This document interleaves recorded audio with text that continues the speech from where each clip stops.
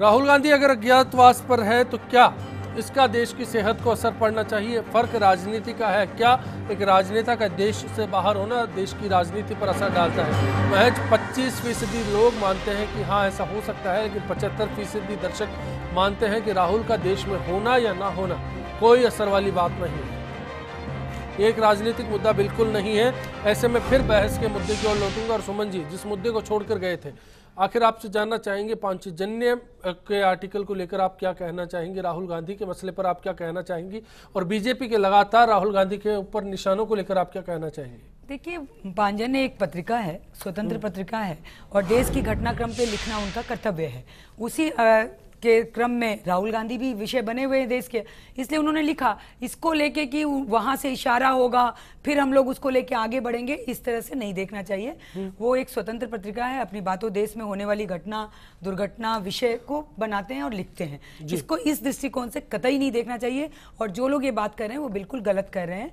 और वहां से हमें इशारा होगा तो हम इशू बनाएंगे। भारतीय जनता पार्टी में इतना वैक्यूम नहीं है कि कहीं किसी की ओर देखे फिर हम इशू बनाएं। हम लोग एक टीम वर्क के रूप में काम करते हैं। हमारी पूरी पार्टी, देखिए, विषय राहुल गांधी का क्यों बना? ये कोई भारतीय जनता पार्टी ने विषय नहीं बनाया, ये जन भावना थी। लोग पूछ रहे थे, बिहार से उठते उठते दिल्ली पहुंची, चलिए खंडेला साहब, क्या ये सुमन जी का जवाब संतुष्टि वाला है? बीजेपी ने इशू नहीं बनाया, पांचजन्य ने इशू नहीं बनाया, देश का आम आदमी इस जवाब के बाद भी जानना चाहता है कि राहुल गांधी कहाँ है? देखिए, मैं एक बात कहना चाह रहा हूं। पहली बात तो मैं कहना चाह रहा हूं कि आरएसएस जो है अब किसी भी तरह से सामाजिक शांति संगठन नहीं है, पूरी तरह से पॉलिटिकल संगठन है। सुनिए, जिसमें जरा सी सामाजिक और सांस्कृतिक बातें होती हैं, एक बात। दूसरी बात, सारे के सारे अपना नंबर बढ़ाने के लिए मोदी जी के पास में नहीं देख रहे हैं, अब आरएसएस भागवत जी के पास में देख रहे हैं कि साहब वो जो है मेरे बारे में क्या सोच रहे हैं। तीसरी बात मैं कहना चाह रहा हूं, अब उनको जो है सत्ता का जो लोभ है ना, वो उनको आ गया है। और आरएसएस भी वास्तव में पूरे कमांडो लेकर और बिल्कुल सामने है कि साहब मेरे को समझिए मैं कितना महत्वपूर्ण हूं। और मुझे लग रहा है कि शायद हो सकता है अब की बार जो है ना वो सामने नहीं आ जाए मोदी जी के। जी, मुझे ऐसा चलिए ओम सैनी जी, आपका कमेंट चाहूंगा इस पर, फिर सुशील जी से जानेंगे कि राहुल गांधी सुमन जी की ये बात बिल्कुल अनुचित है।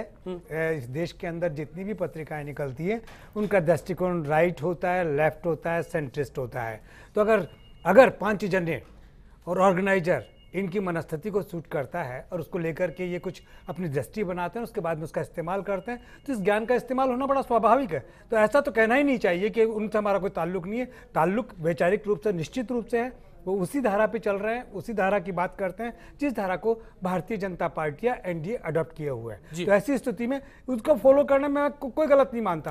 और ये इनकार करना इनका एक अपने आप में ये तो कॉन्ट्रीब्यूशन करना है, ठीक बात नहीं। आखिरी सवाल आपसे, राहुल गांधी के आने की तारीख बता सकते हैं? देश में कब आएंगे?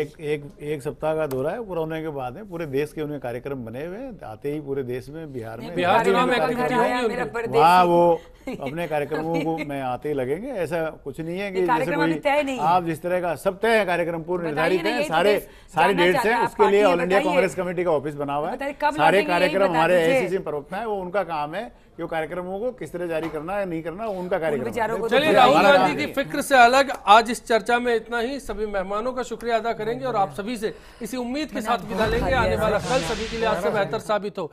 चलते चलते स्वर साम्राज्ञी, आज उनका जन्मदिन है। लता मंगेशकर 86 साल में प्रवेश कर चुकी हैं, लेकिन आवाज 16 बरस की। 1962 का एक गाना राजस्थानी बोल है मुकेश के साथ, उसी के साथ आज आपको छोड़ जाते हैं। नमस्कार।